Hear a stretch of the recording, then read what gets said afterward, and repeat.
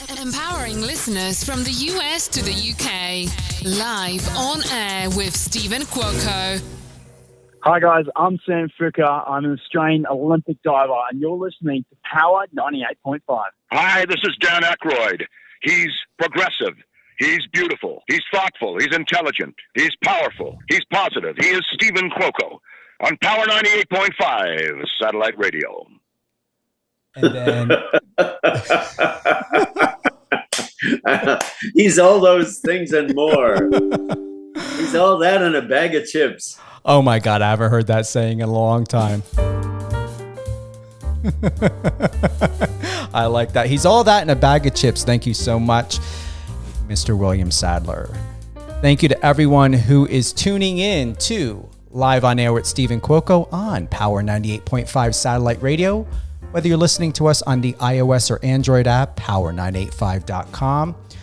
Tune in, Alexa, Apple Music, and more. And you can also catch this show on BizTalk Radio, biztalkradio.com, or biztv.com. I'm still loving this backdrop. I mean, man, if I could have that in my house, Bill. Oh, it's a very old house. That's first you have to buy a 300-year-old house and then fix it up so you can live in it. And it's like a money pit, but it's beautiful, and I love this way. This is I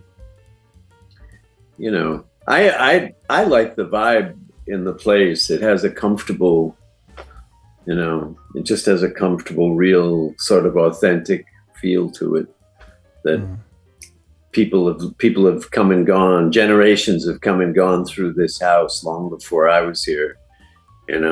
They sat there and read the newspaper about Abraham Lincoln, and it's that old, and there's something great about that. I love the vibe that it gives off. Yeah, the architecture's got to be, I like the visual tension of it not being completely polished. It works. Right. Well, nothing in my life is completely polished, Stephen. Yeah. Well, you're looking polished today. I mean, we both got the black. I put a shirt on for you. It's like I dressed up. And I'm worth it, and so are you. I have to say happy birthday. You're an April baby. I am. April 13th. April 9th. Wow. Aries? We're both Aries. Who knew? Mm-hmm. Mm-hmm. I have no idea what that means. I've never been a consumer of, oh, she's Sagittarius. Of course she's that way. With Cancer rising and, feces in the back room. I don't have the foggiest idea what any of the astrology means.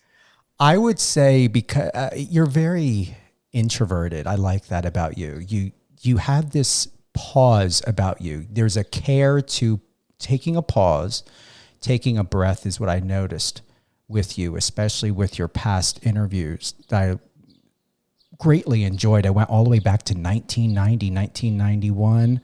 I was watching you on,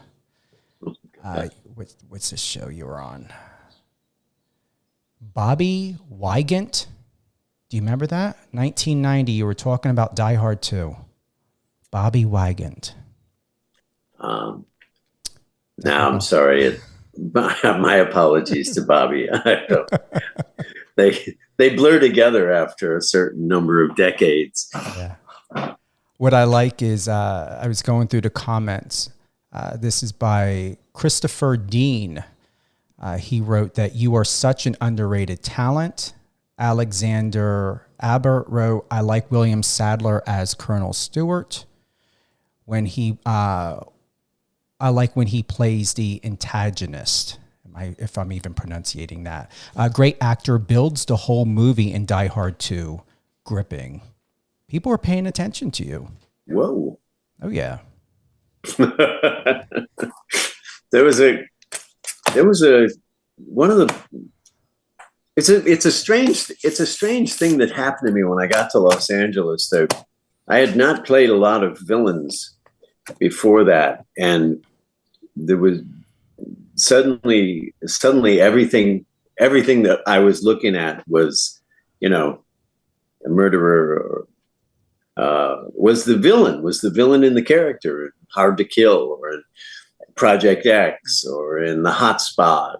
In all of those early movies, that's they just took one look at me and said, no, he could kill 12 people and then sit on their chest and eat a hamburger. He can be that evil. And I was fine with that because, I was really, you're trying to break in, you're trying to make a mark, you're trying to, get your foot in the door. And it was a great way to get your foot in the door, because if you can't play, if you can't be James Bond, be Dr. No, be the villain, and villains tend to be more fun because they can do anything. Heroes have rules, like they have to be honest, they have to be, they can't do, there are things that heroes can't do, or else they're not heroes anymore. But villains, that's like, you can't be too evil. It just makes you a better villain. So, but I was glad to, I think maybe it was my intensity and that people found intimidating, or maybe I was just scared in those auditions. So I got this edgy is how they described me. Like, they were worried I was going to explode at any moment. But in any case, it was a good, and Hollywood is great that way. It's a double-edged sword, because once they've decided that you're really good at this thing, playing this kind of character, they're very happy to keep you playing that kind of character over and over again. They don't want to, no, he's great at, they have millions of dollars riding on this film. They don't want to experiment and well, let's see if he can do it. They're much happier to say, well, did you see him in Die Hard? No. Yeah, of course. He can, he could kill all these people. So I played a lot of bad guys, which surprised people who know me, because I'm one of the nicest people I know. But I was more than happy to step into those roles. I'm doing what most or some other people who were interviewed didn't do, and that was to pause and wait to see if you were finished. So I'm pausing to wait to see if you're finished. Oh, thank you. Just to let everyone know, if we have a little bit of pause. I should just go, okay. I should let you know. No, Hollywood was, I did a lot of theater before I got to Los Angeles. A lot of theater. I was 11 years in New York, and off Broadway and on Broadway for a year and a half in Biloxi Blues. And there's something about that, that kind of training, that 8 shows a week, live, no net, no one can save you. You and your fellow actors have this 2 hours and that 1,100 people who paid to see something. And you just, 7:30 comes around, you got to cook it up every single show, or else they don't get whatever they paid, $200 or whatever they paid for their tickets worth. And I think it's one of the only two pieces of advice I ever give young actors is do some theater, do some good theater, because it works muscles that nowhere in the film industry or television industry will you ever get a chance to work that much, to carry that much responsibility through the rehearsal process, breaking down the scene and breaking down the character and then putting it back together, figuring it out with your fellow actors and the director, and then performing it live. Like I said, with no net, nobody can save you.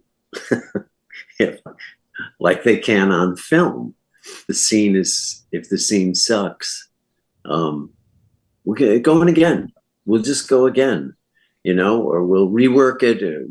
We're good. We're good. We're going to go back to it after lunch. Don't worry. Or we'll break it up into smaller chunks, more manageable pieces. And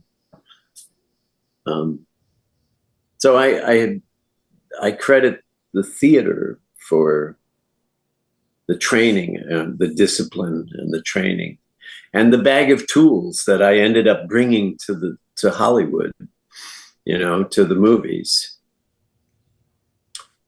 Now, that said, there's an adjustment. A theater, a performance in a theater is a larger thing than working for a close-up, working for a camera. But there are enough similarities. There's enough.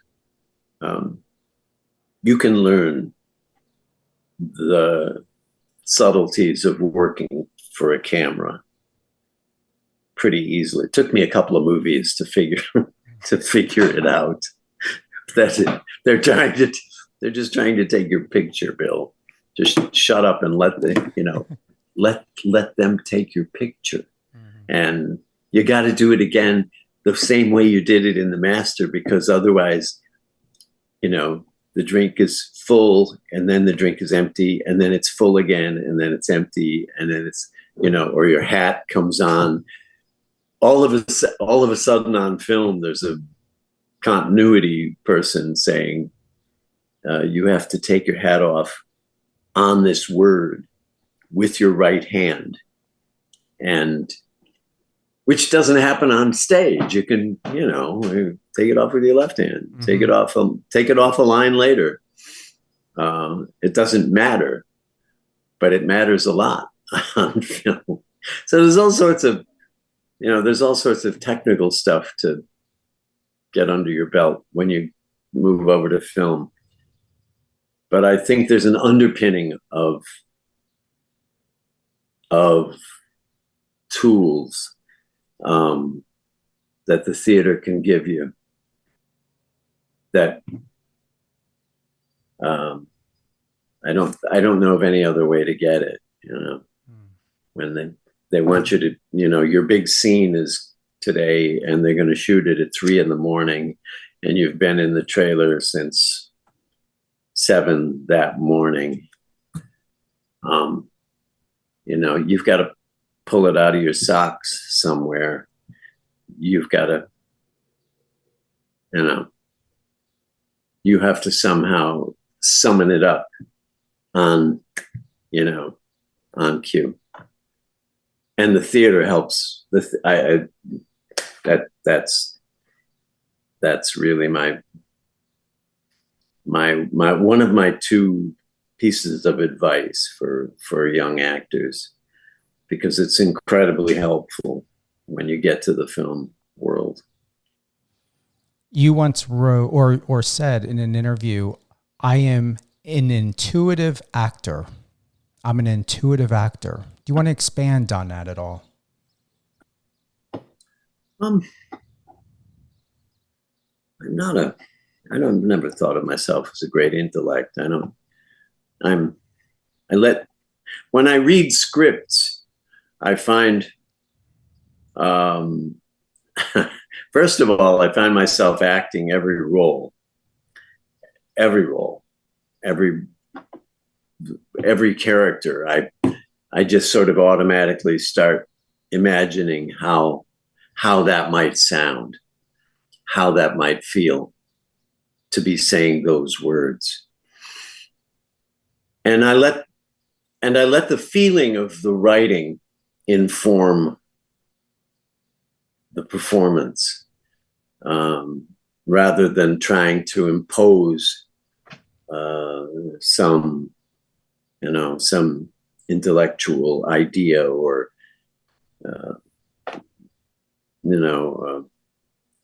a stage direction or something. I listen very carefully to the characters and try to find that music in myself. And if I can find, the more of it I can find in myself, the more connected I become to this person. And I don't know, after all these years, I don't think about it. I mean, a lot of it happens kind of automatically, which is good. I think that's what I meant by that.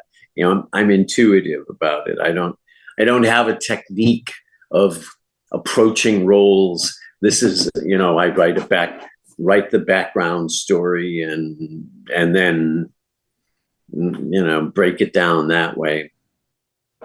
I don't, I read the script and I let the character talk to me. I let myself become the character from the very first time I read it. And the emotional honesty in the writing will trigger emotions in myself.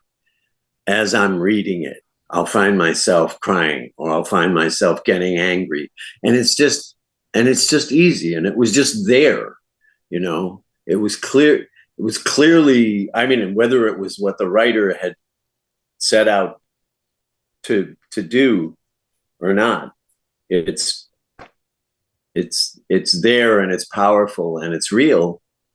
I mean, it's real enough. and so I'm instinctive that way, And I try to trust my instincts about things. They haven't let me down, I don't think. So someone out there is going to say, yeah, what about that role that you really sucked? I've actually run into directors that my instincts about a scene will be so at odds with what they have in mind that I try to accommodate what they're professionals. They've looked at this scene.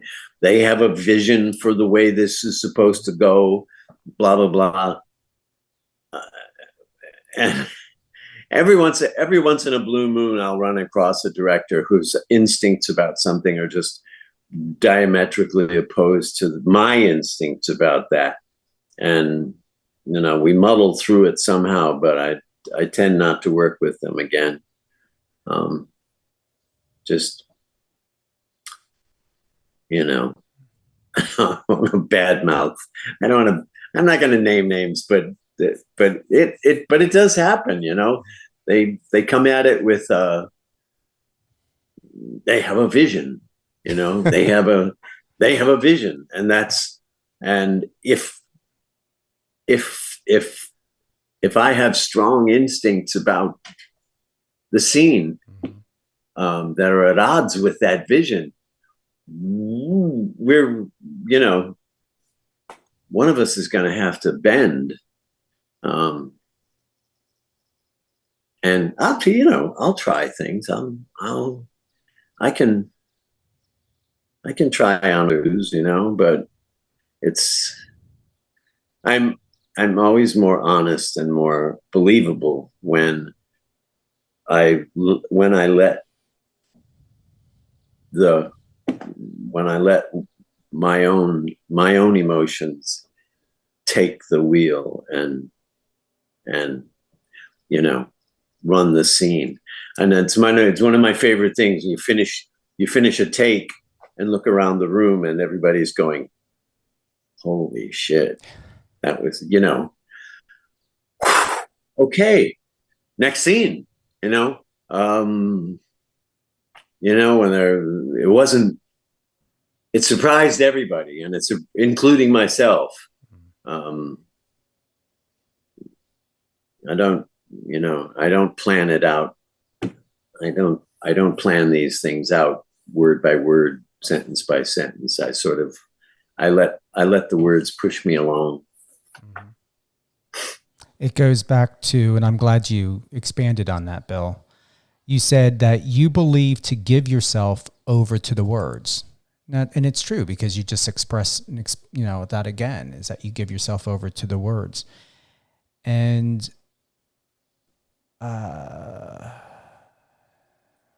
you believe in something that is emotionally honest. And I would say that throughout the decades of your films, Shawshank Redemption, The Green Mile, when you were on Roswell, happy 25th anniversary, even though that was late last year, but happy 25th. You're always you in every part that I've seen. Yet even in this interview, you're not acting. You're showing up as yourself, as William Sadler. There's a consciousness to you. And that consciousness is that you don't deviate from the truth, no matter what it is, whether you're playing a role or you're embodying a character or an idea of a person or personality. You seem to show up always as yourself, but yet giving space, permission, subliminally, somehow within inside of yourself, to where I see you, yet you're not trying, you just are. Does that help explain how I see you? That's very good. I think that's when it's good. I think that's what it feels like. That mm-hmm. You watching Morgan Freeman work during the Shawshank Redemption. There's a kind of, and working with people of that caliber, working with, James Whitmore and Morgan Freeman and Tim Robbins and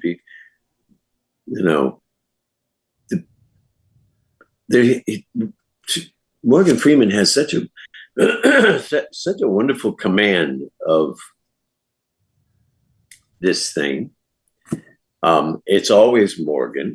It's always, he's playing Red, and he's an inmate, and all the rest of it is there. But there's just an ease. There's sort of an effortlessness, which is I find astonishing. I applaud it every time I see it. That you can't see the wheels turning. You can't see the mechanism that's creating this character. He just is. He's listening. He's listening so well in the room that he's just there. And as a result, we just go along. We don't, we buy it. And I think that's that's always the goal.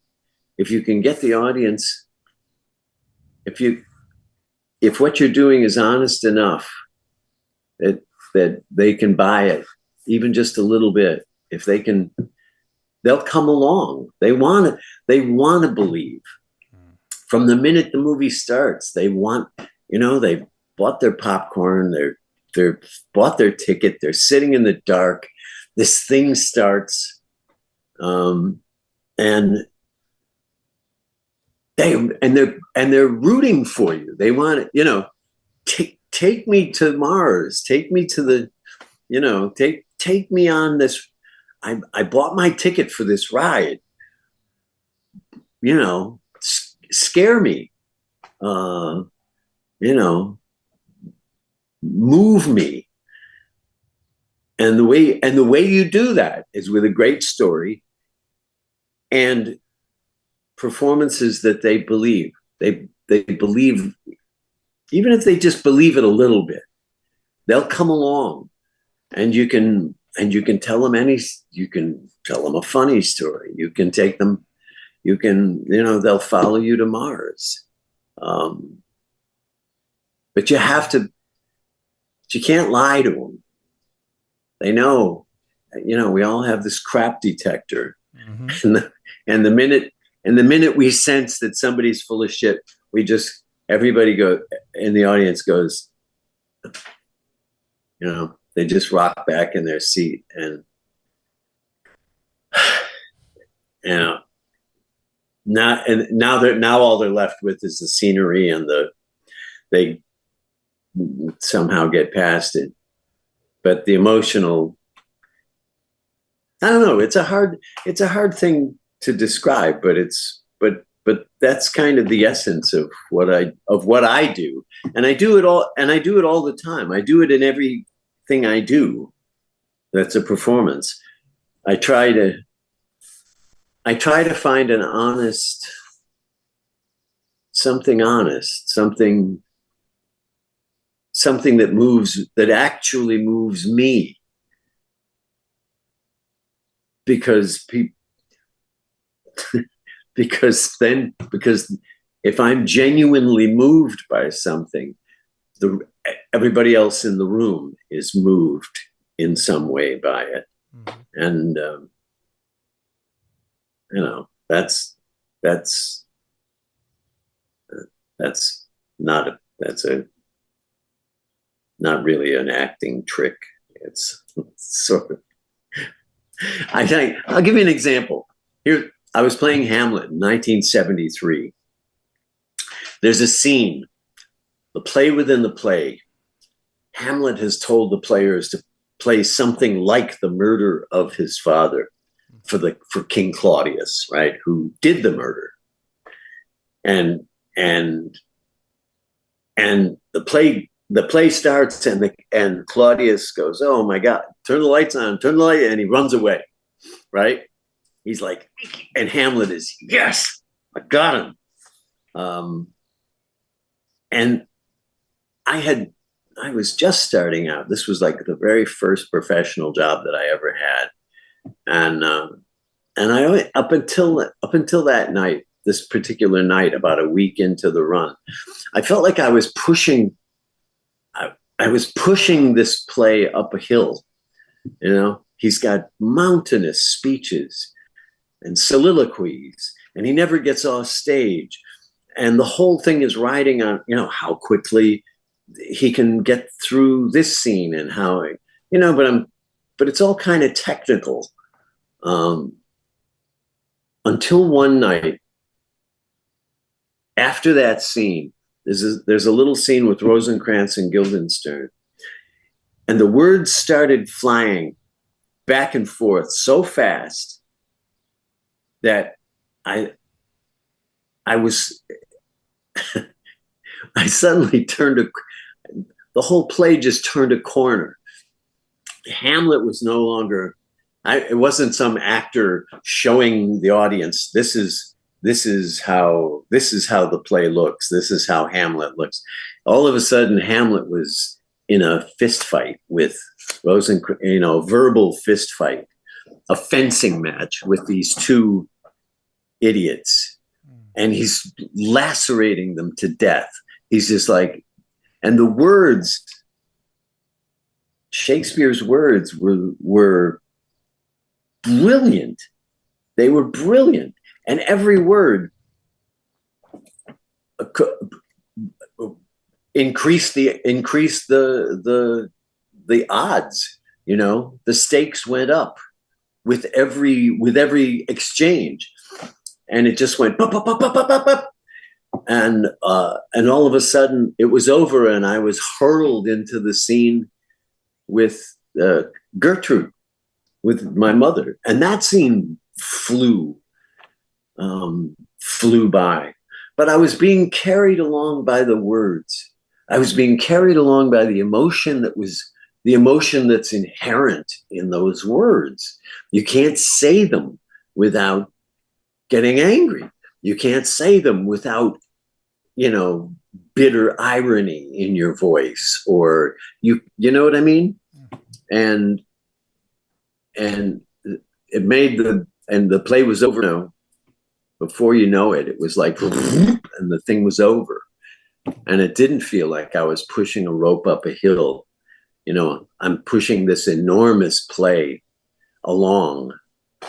I was being swept along by the language, by the power of the words, and they're phenomenally powerful. They're very powerful words.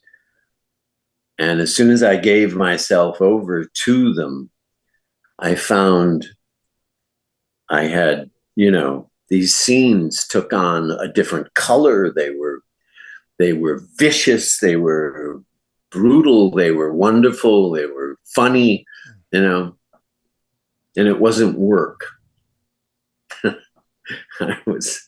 I was just being blown along like a leaf. And I remember the night. The guy who Gus Kaikonen, a friend of mine who played Horatio, was also on stage that night. He remembers that night when the whole thing just like lifted off the stage, and all of a sudden it wasn't the play that it was before. Now it was some kind of whirlwind. And we were all being carried along by it. And I've always looked back at that and thought that's when it cooks, when you can get carried away with the words, with the actions.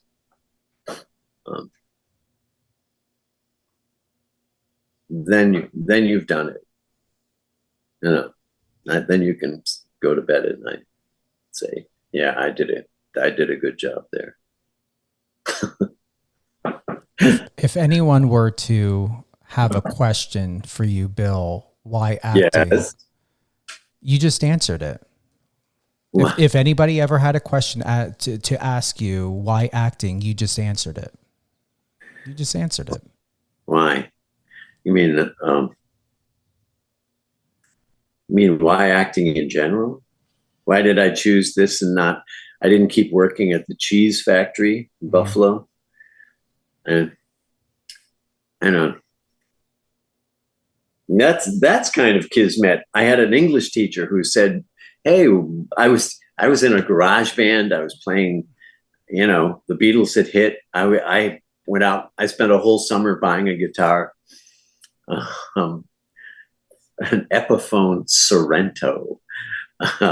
Which is a great guitar, twin humbuckers. It was, but the wall in the music store was full of Stratocasters and Telecasters. I could have, and this was 1965. I could have scooped up one of those, but I didn't. I got the Epiphone Sorrento. But anyway, this English teacher said, Dan Larkin said, "How about trying out for the senior play? We're doing Harvey." And I tried out and I got the lead. And it was the first time that I felt myself taken over by a character, that I created this character. It wasn't me, And he's funny and he's sweet and, bumbling and incredibly polite and talking to this imaginary rabbit all the time. And I had never seen the Jimmy Stewart movie either, which was good because I made up whatever I did myself. And but it was the start. And the second play that I did was a Pulitzer Prize winning drama called The Subject Was Roses at the Amherst Players. And it's a 3-character drama. There's a mother, a drunken, abusive father, and this boy who has just come back from the army that I played. It's the one that launched Martin Sheen on Broadway. And it's a Pulitzer Prize winning drama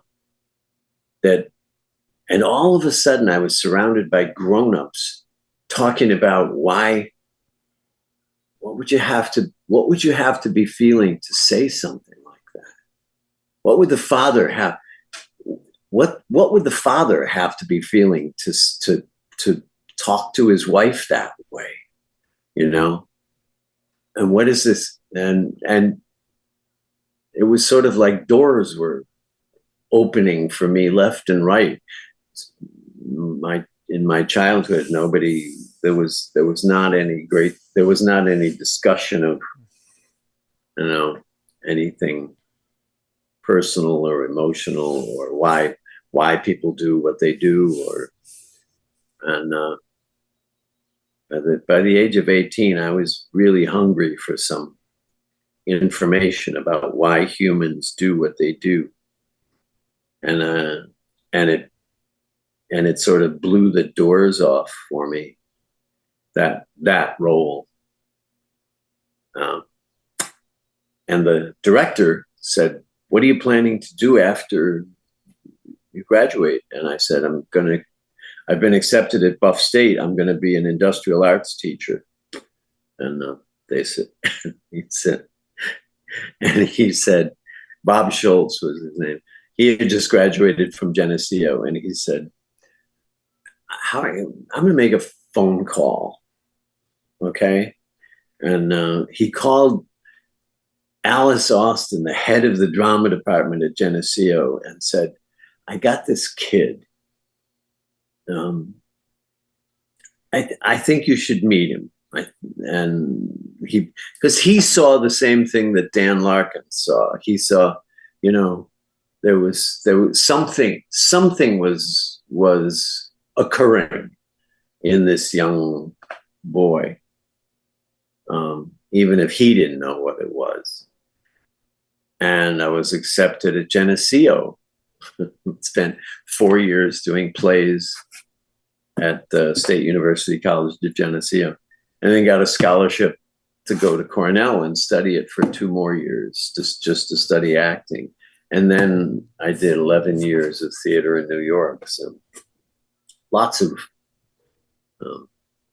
theater before I ever got to my movies. Anyway, that's my origin story. Where is Banjo Bill Sadler now? And what do you think he would be doing at this moment if you weren't acting? If I were acting, if you weren't acting, what would Banjo Bill Sadler be doing right now? He would. Banjo Bill Sadler was a stand-up comedy routine that I did. I played the banjo, the 4-string banjo. And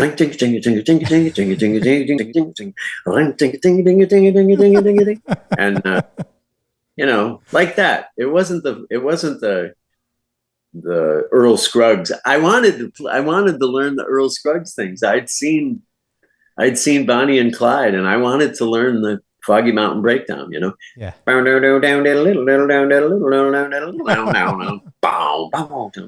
I thought, that's the coolest thing I've ever heard. Uh-huh. And I was in a folk band already. So I played the banjo and I told jokes, and they were awful jokes. They were bad jokes about doctors. Most of them came from my father. They're about doctors and how much they charge, and just, you know. But I won 2 variety shows. I won the second place in the first variety show and first place in the second variety show, and as Banjo Bill Sadler. And everybody at high school now still calls me Banjo. Hey, Banjo. So if I were doing him now, I guess I don't know. I guess I'd be doing the comedy circuit. I don't know where I would have taken Banjo Bill by now. Maybe he'd have his own. They were terrible jokes, though. So, and when I started reading, Pulitzer Prize winning plays, I realized there were people who wrote better stuff than me. I was smart enough to realize that there were, Chekhov was a better writer than you are, Bill, and Shakespeare's better, and Frank Gilroy is better, and all of these. There are lots of wonderful writers out there that you can explore. You don't have to sing and play the banjo. Although, what a wonderful segue. Are we getting to the kitchen tapes? Yeah, there we go. I should put in a plug for this. Yes, please. The money goes to St. Jude's. I wrote them all. I sing them all. I'm accompanied by Denny Bonet, who is an extraordinary violinist, Carnegie Hall violinist, and John Colbert, who played piano with John Lennon, and some other wonderful musicians. And it's called The Kitchen Tapes. The vinyl is $25. The CD's $15. If you go to therealwilliamsadler.com, you can order them, and the money goes to St. Jude's Children's Hospital. That's amazing. So you can feel good. You can feel good about what enjoy the music, and then enjoy the fact that you're helping those kids. Yeah. So I don't. And I know there's this awful prejudice about actors who perform music and write music and sing music. I mean, there really is. It's William Shatner didn't do us any favors when he did Rocket Man. Elton John's Rocket Man with a cigarette on TV. Rocket Man. Burning out our fuses out there alone. It's like, oh, Bill, and I get it. I get it. I think Leonard Nimoy did an album. There are lots of them. There are lots of actors who do music. I've been writing songs since I was a little kid, and I finally, during the pandemic, I thought, well, I'm going to record them. I can't work. Everything's shut down now. So why don't I get together with friends and record these things? So I did. And it came out, really well. And I think there'll be another album shortly as well, because music has always been a big part of my life. It's another one of those things that just short circuits and goes right to the emotions. There's very little technical that impresses people about songs. What impresses them is how quickly they get moved by those words and that tune, you know. So I've always been fascinated by that, and taking care of my wife for the last 2.5 years. So I've had a lot of time to write new songs. So I think there's a second album coming. And a tour? Any little mini tours at all for this, for the kitchen tapes or the second? I haven't. You know what? I think I should. Now that you mention it, Stephen, I think I ought to just get off my ass and take it on the road. I'm going to do. I'm going to do an evening of my songs at the Town Crier Cafe in Beacon, New York, on May 16th. Oh wow! Okay. From 6 o'clock until 8 o'clock. And there's no cover. But they serve food and drinks, and the bar is open, and people, you know, you can come and go. And I have a couple of friends who are going to play mandolins and things behind my songs, and so it should be fun, or at least a quiet place to rehearse, or both.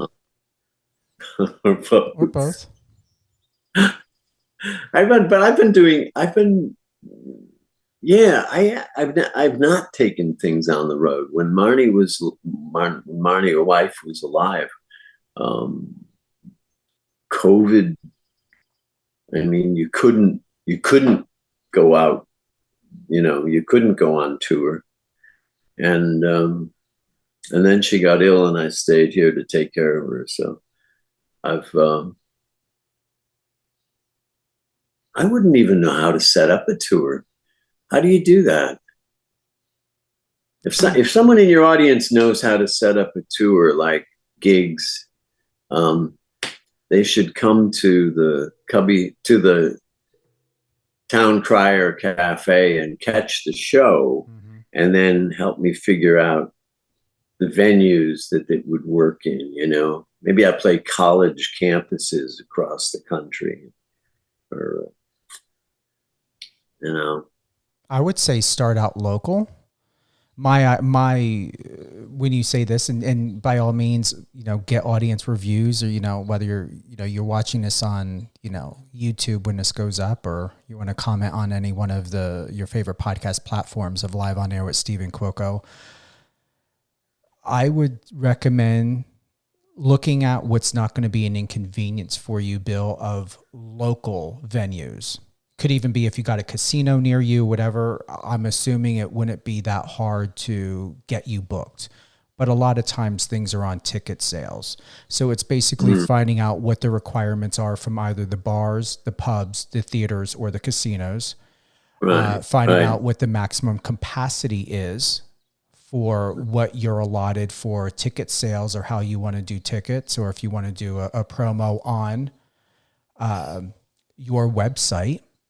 Maybe if somebody purchases the vinyl or CD, they could get $5 off the ticket.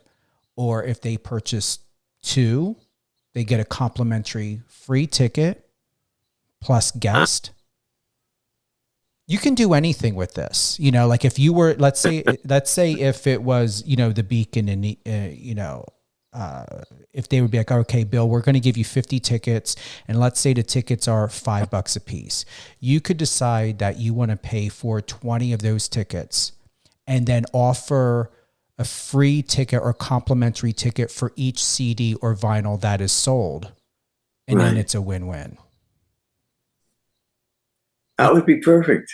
Yeah. That would be perfect. I hadn't really.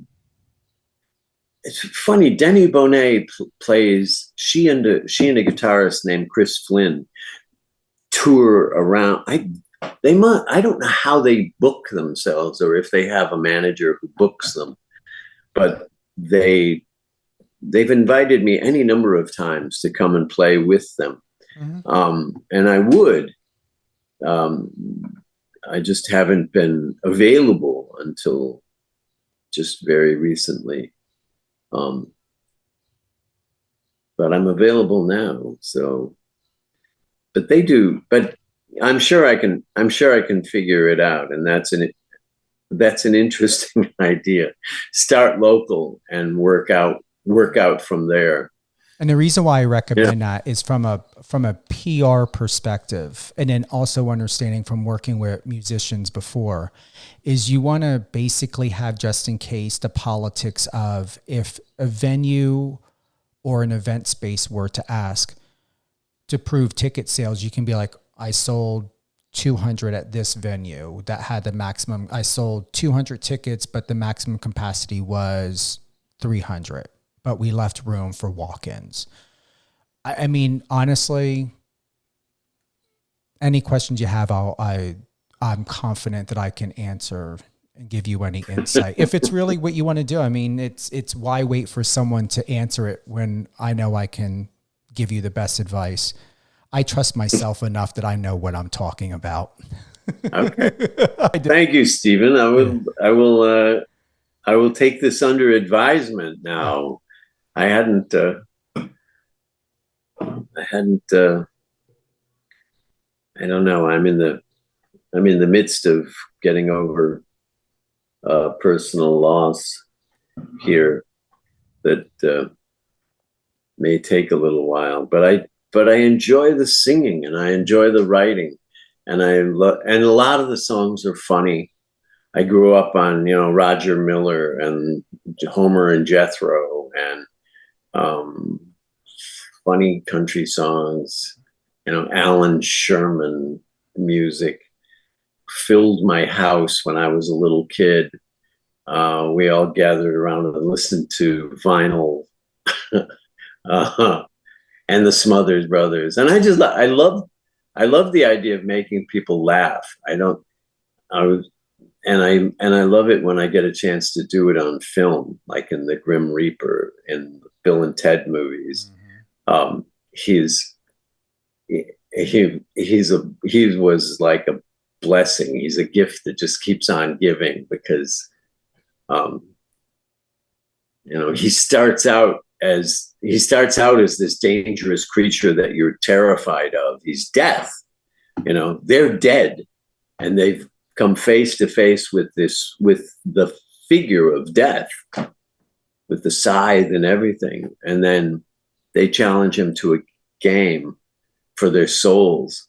And the games are, Clue and electronic football and Battleship and Twister.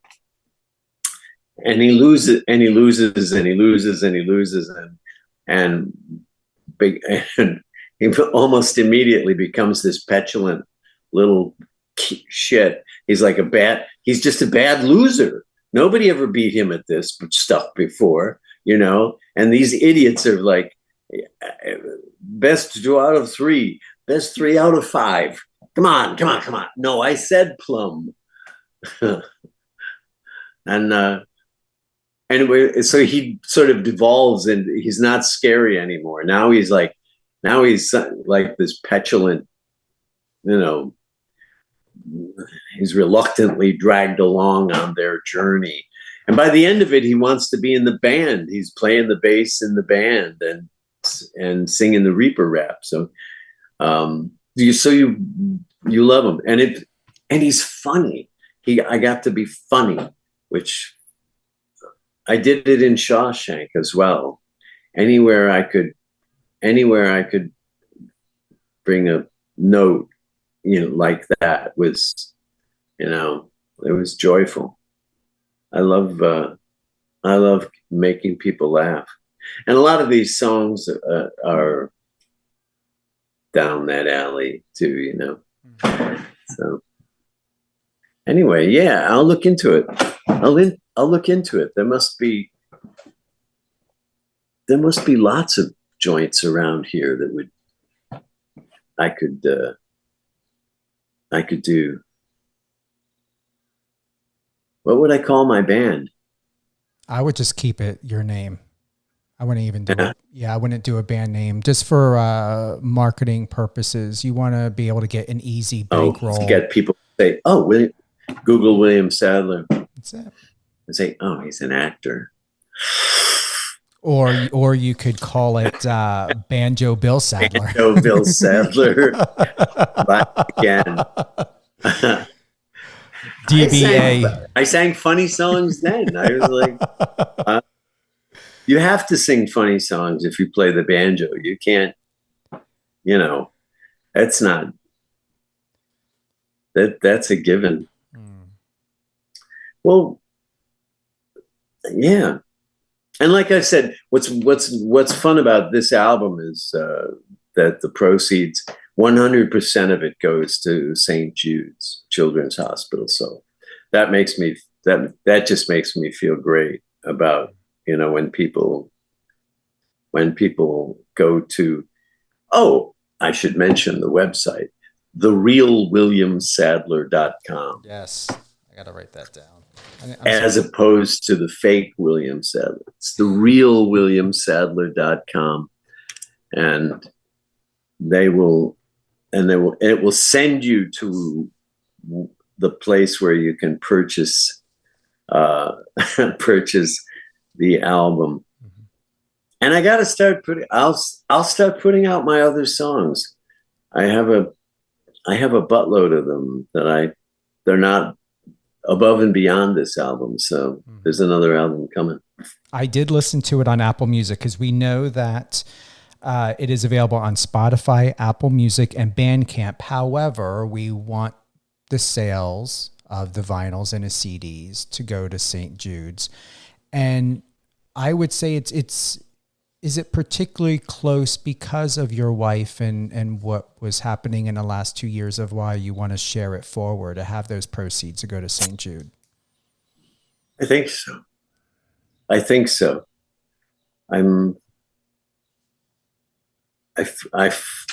This has been my wife of 45 years passed December 18th. And so this is all pretty fresh. And, but I'm grateful for what we had.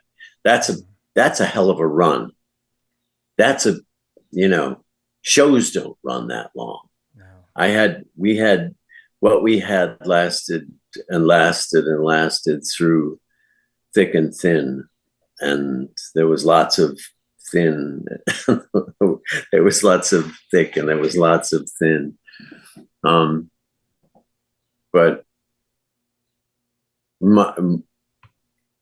I try to be grateful for what there was, rather than angry that there wasn't more. I don't think that's healthy, and I don't want to be angry. I like being grateful, and giving, doing this thing for St. Jude's feels it feels that way. It feels it's time to give back. I've had blessing after blessing after blessing in this career. It's a nice thing to give back. Mm-hmm. So yes, I will. I'll go on the road. Banjo Bill Sadler rides again, and see if I can make people laugh. Some of them are romantic songs. Some of them are sweet. But they're all me. They all have my personality all over them. So there is that. My premonition, Bill, is you continue on this journey and you do this, the touring, there is another Bill inside of you. And I wouldn't say that he's ready to come out and to show himself. But in all of these years, these decades of your life, I believe that there is a deeper peace, a deeper tranquility, an empathic self that is ready to emerge. And I strongly advise intuitively to continue. Thank you. And I believe wholeheartedly, and I know I'm not going to be proven wrong because I'm confident about what I'm about to say to you. You're going to find a deeper closeness to your wife in this journey that's going to be completely different from the acting journey. However you receive that, it's going to be everything of you as a man and as a human being. And why I say that is because I wasn't going to touch on Marnie at all unless you gave permission and initiated it. But what you wrote on December 19th, 2024, early yesterday morning, my wife, Marnie Bask, finally lost her 2-year battle with cancer. After 45 years of marriage, I can't put this into words yet. With time and a little distance, I may find it easier. I want to thank you all for your patience and kind words. And in that photo, when I look at that bill of you sitting at the table with your wife, Marnie, I feel as though my interpretation of that message is there was something about yourself that you put on pause for your wife and for that marriage. And in your music journey, I believe that bill that took a couple steps back to be that husband, to be that love for that marriage and for your wife, that's who I see emerging more and more. And I see him even as I look at you now, beyond your success. Thank you. You're welcome. Thank you.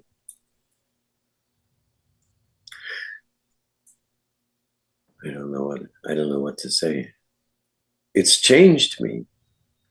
And I am free. I mean, that's part of what's scary. It's part of what's thrilling. I have, I can strike out in a different direction right now that I couldn't before. And I think she would, she was a great lady. She wanted me to succeed. So whatever that meant, whatever form that took, she was a strong lady, strong champion. So, yeah, I don't know. I'm curious to see how this works out. I can't imagine feeling this way forever. I have to get back on the horse and do something, And I'm glad I waited for this. Where do I have it?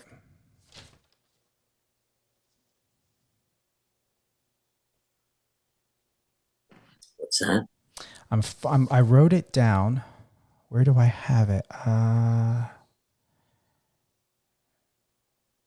Nope, it's not that. I guess I didn't write it down, but I do remember it, and it came from that 1990 interview. And I may have to slightly paraphrase here. Okay.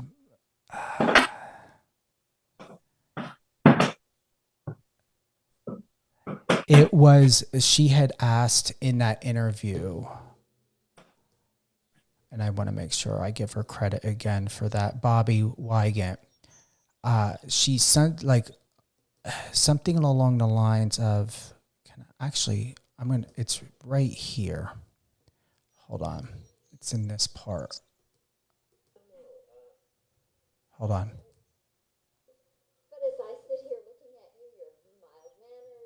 Hold on. You're very nice looking. You don't look like a bad guy at all. Okay, why do you not get the chance to play romantic leads, but always the bad guys?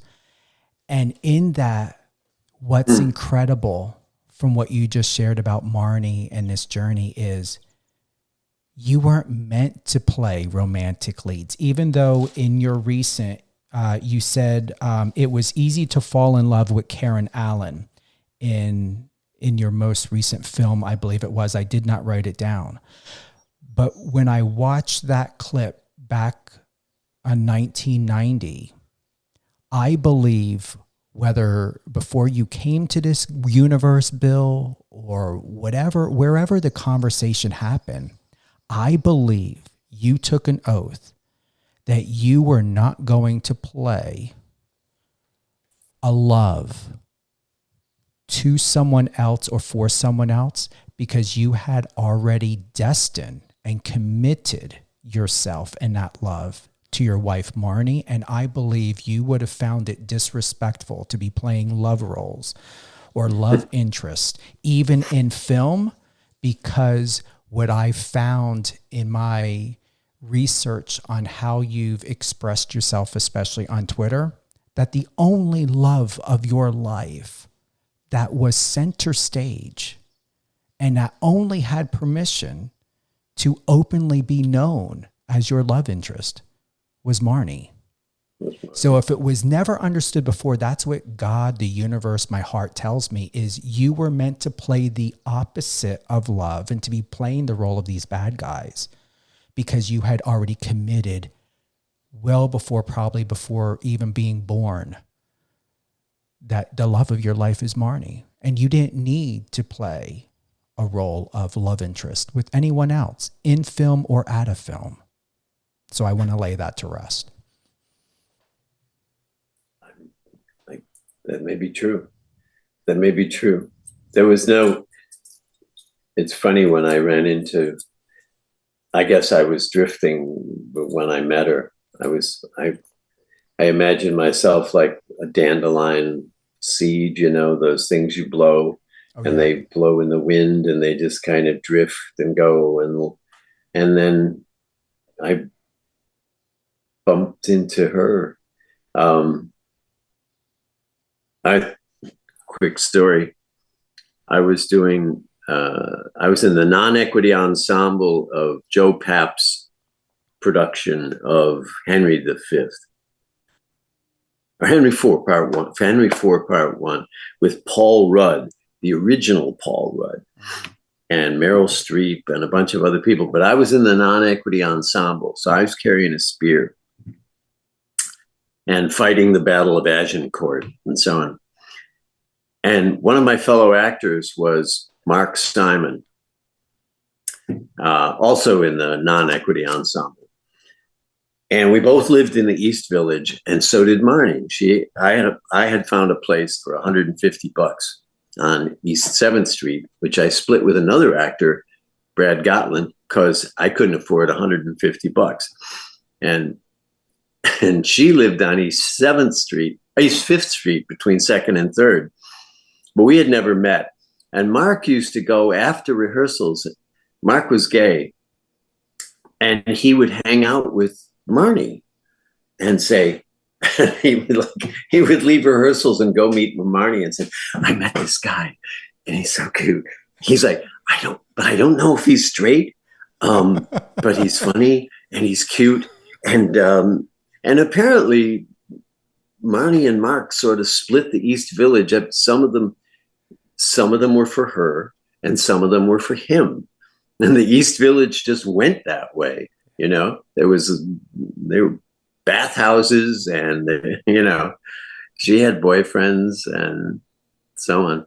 But she came to see the show one night. It was the 3rd of July, 1976, the night before the bicentennial. So there were fireworks in the sky and the tall ships were there and so on. And we after the show, we sat on a stone wall together and watched the fireworks in Central Park on the 3rd of July. And she said, She later said, I had this little bowl haircut, this Elizabethan bowl haircut, right? And a suntan. So I'd been out working in the sun all summer. And she said, that's interesting. That's interesting. Maybe he's for me. So we ended up going to the, she gave me her business card. And I was flabbergasted that she had a business card. I was like, wow, that seemed audacious. And I asked her to go to the San Gennaro Festival. I had like $5 in my pocket, and I spent it on wine, trying to ply her with cheap fruit wine that they sell. And apparently it worked. It worked because she wanted it to work. She ran the show. She always ran the show. And she was a New Yorker, and I was a farm boy from Buffalo. So she taught me about, Moisha's delicatessen and potato knishes and Katz's delicatessen and corned beef and just New York, everything that New York had to offer. And it was, she had seen the Who played Tommy at the Fillmore East,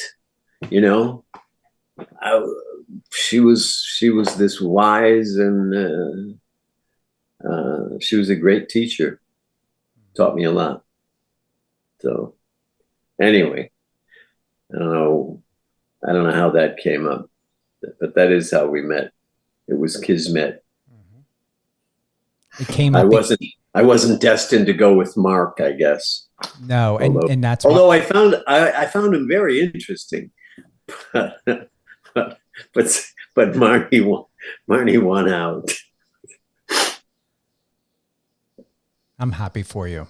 I look at you, and there's such an enrichment, even in what you just shared. And I want to thank you for that.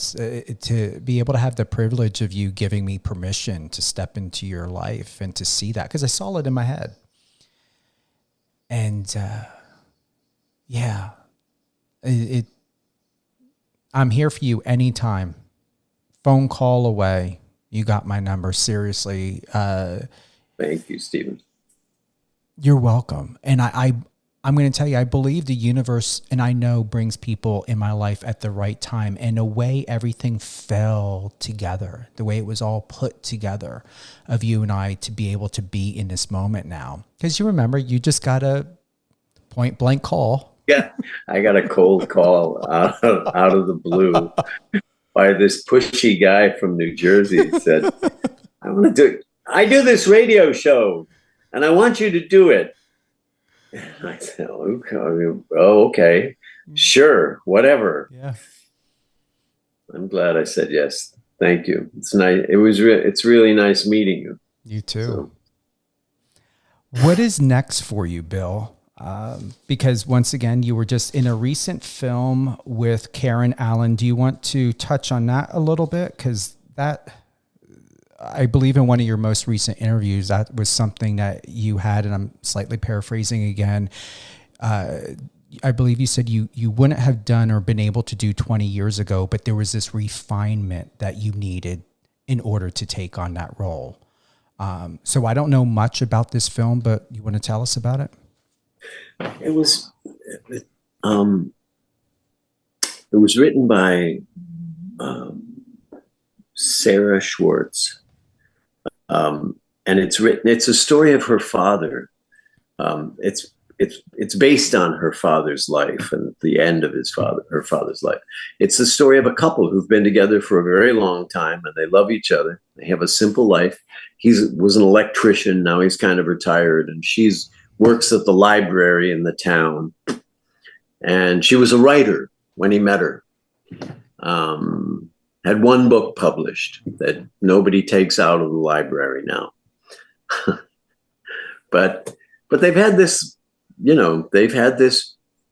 this great long life, and he gets a bad diagnosis, and she, she wants to help him in any way she can. And he doesn't want her to see him fall apart the way, he's embarrassed to do this in front of her because, he's an idiot. He wants to go off, he wants to rent a trailer and go off in the woods and like a cat, like a sick cat goes under the porch, and she of course is having none of it. But the experience of doing this play, this movie, was extraordinary because I don't get to play. I sometimes feel like I get to sit down at the piano, and I'm a trained pianist. I'm a concert pianist, and I get to play. They say these are the notes you can play from here to here. You're the bad guy. You're the blackmailer. You're this. You're the that. You're the politician who's trying to do that. And in this one, the entire keyboard was available. He loves her, and they fight and they make up and they wrestle with this issue. And it's just a beautiful movie about two wonderful people who work something out that satisfies both of their needs in a way that it's just a very human story that I don't get to tell. I don't get to tell human stories very often. I'm the president in Iron Man 3, or I'm Chesty Puller in the Pacific for HBO, and we're fighting in Guadalcanal. So I'm the tough ass. There were, the keys that I'm allowed to play are from here to here. You can't show a softer side. You can't show, or not easily anyway. And in this one, Karen Allen is a magnificent actress. She's such a wonderful actress that you do sort of fall in love with her. And I kept thinking, I felt like I'd gone to Oz, Oh my God. It was a low budget film. I think we shot it in 18 days for, $1.98. And we're getting dressed in a barn and so on. But the heart of the story was so rich and so good. And the work back and forth between the two of us, the amount of listening that happened was extraordinary. Was just extraordinary. It was,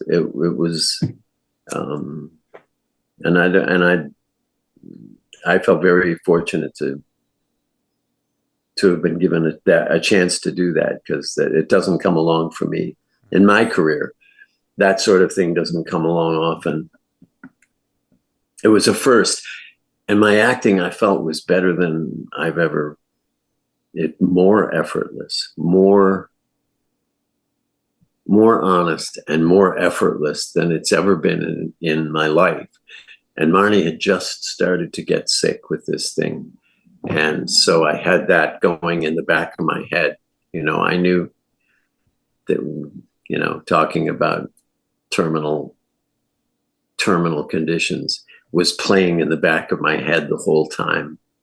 I knew what I was talking about. And it was moving me in good ways. So that was the movie, and it's called A Stage of Twilight, and I think you can see it on Netflix or search it. It's available. It's out there. A Stage of Twilight. And I'm proud of it. We took it to a bunch of film festivals, and it kept winning. I was winning Best Actor. She was winning Best Actress. It was winning Best Film. And then I got COVID and I brought it home and gave it to Marnie. And so I didn't take it to any more I didn't go to more film festivals. The film went, but I didn't. I sort of held off. I didn't want to bring that home to her. But yeah, A Stage of Twilight. Be there or be square.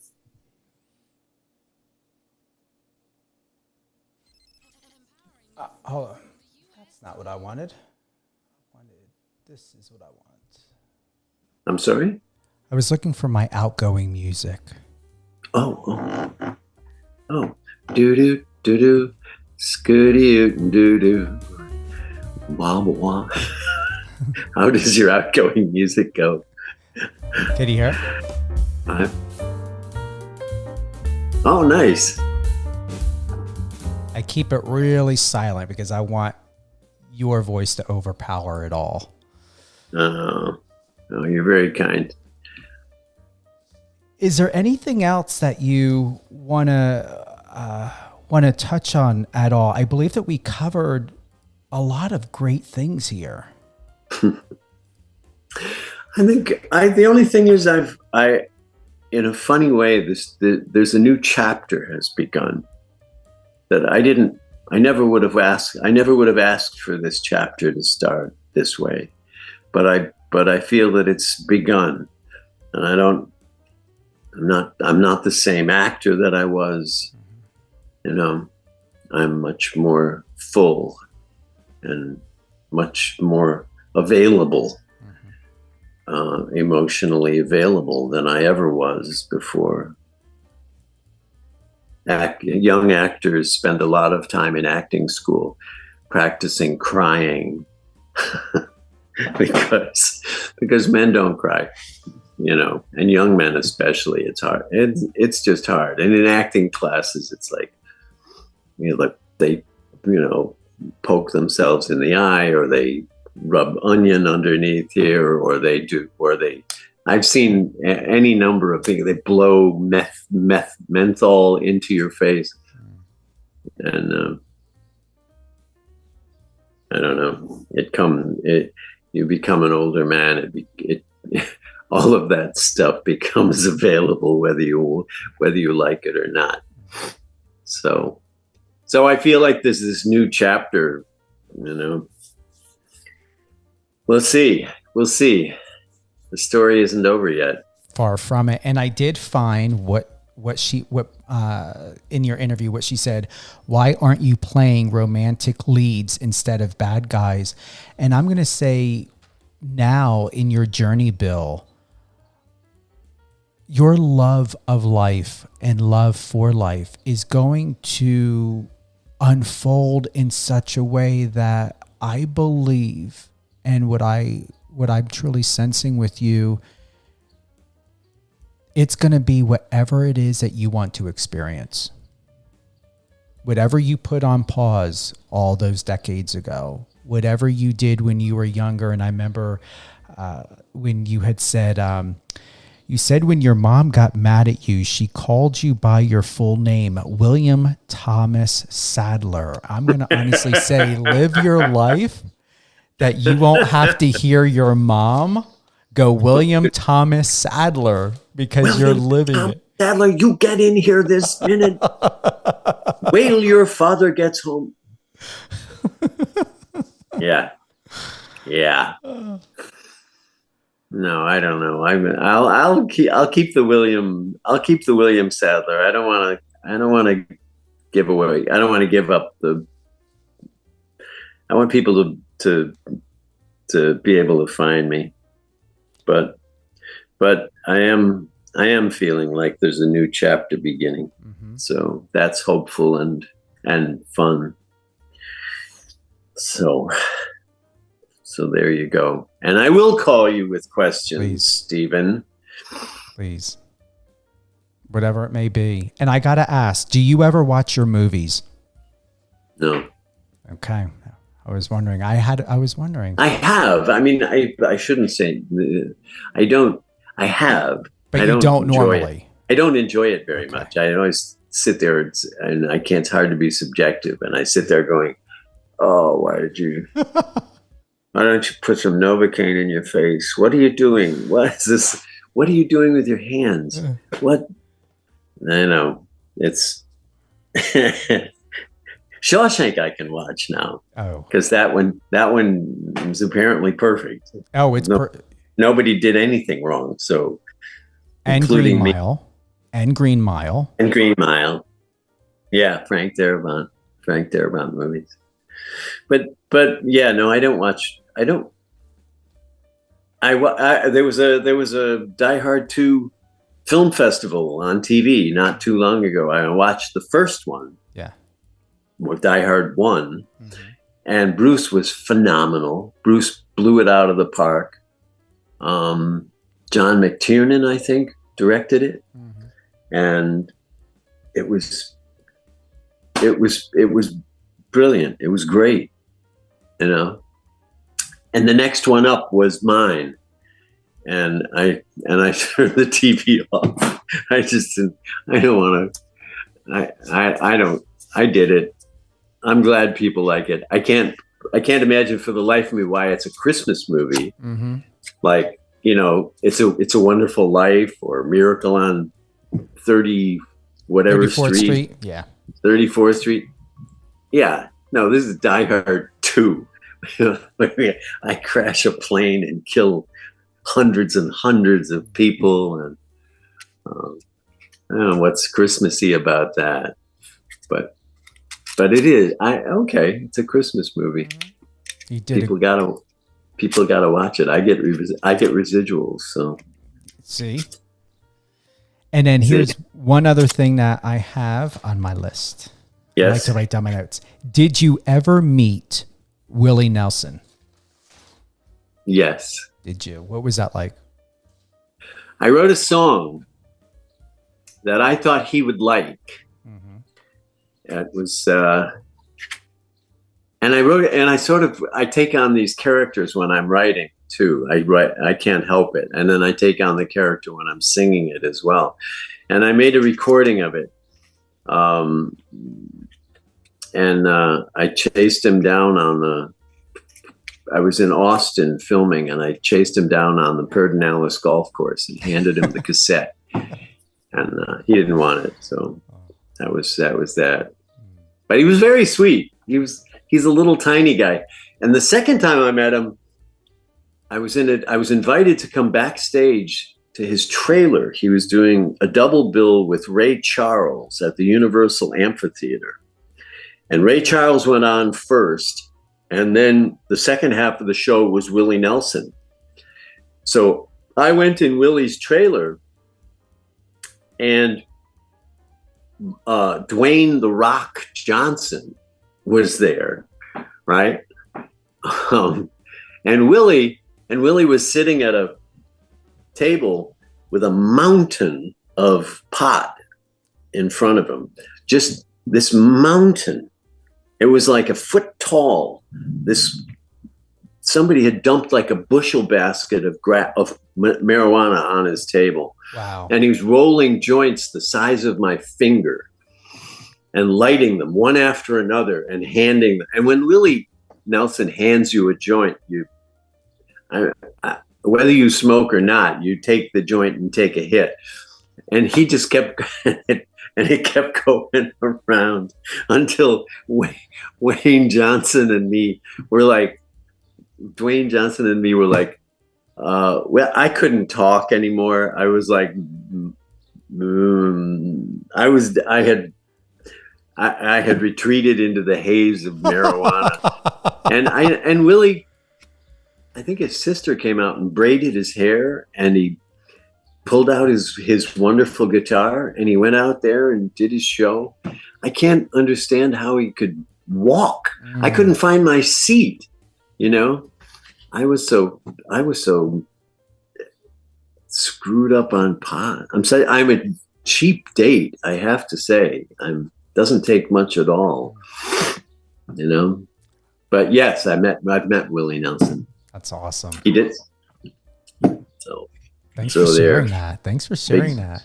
And we got to give another shout out to your latest CD. I was surprised by the lack or lion sack of shit. I had to listen to it, and I listened to it twice because I was surprised that you were able to make a song about someone being a sack of shit.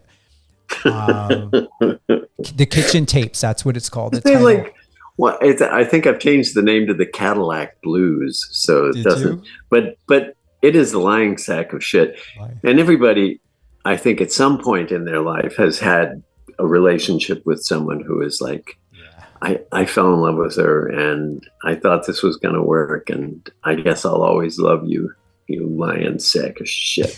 There's like, it seemed like a universal theme, and so it's fun to sing, and I get the audience to sing along with it too, because they've all had their lying sack of shits. It's a great, it is great. And here's the thing, when we think about press marketing, I was wondering if that should be one of the little promo types of things to focus on, is that song, and like, bring a story into it.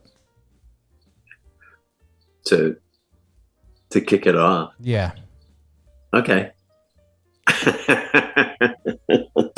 I've written another one that's a parody of the wreck of the Edmund Fitzgerald. Uh-huh. It's a parody, and it's a Thanksgiving dinner that's gone terribly wrong, and everybody's getting gas. And it's called The Winds of Thanksgiving. Oh my God. And that's pretty funny. Anyway, you got a lot of tracks here on the Kitchen Tapes. A lot of tracks, but they're all good. Any closing thoughts? I know I asked that before, but I mean, like, really nothing. I think we may have covered it. We did. Life goes on, doesn't it? It does. Well, thank you to everyone who's tuned in to Live on Air with Stephen Cuoco on Power 98.5 Satellite Radio. Remember, if you were unable to listen to this live, it will be available on BizTalk Radio, but don't go anywhere else. You want to be here with us on power985.com. Download the app, tune in on Alexa. We are available on Apple Music. And remember, this is a radio show, not a podcast, but we are on any one of your favorite podcast platforms: iHeartRadio, Spotify, Apple Music, and wherever else, everywhere else. William Sadler, everyone.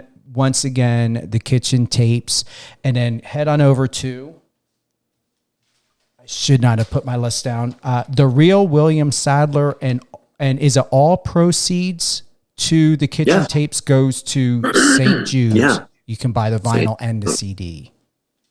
And if you happen to be in Beacon, New York on the 16th of May, at the Town Crier Cafe, there's a 2-hour extravaganza. I'll be singing and playing all my songs. Awesome. And if nobody's there, it'll be a nice quiet place to practice. So, but it'll be fun. It's a great venue, and the food is good and the drinks are good. So you'll enjoy yourself. Thank you, everyone.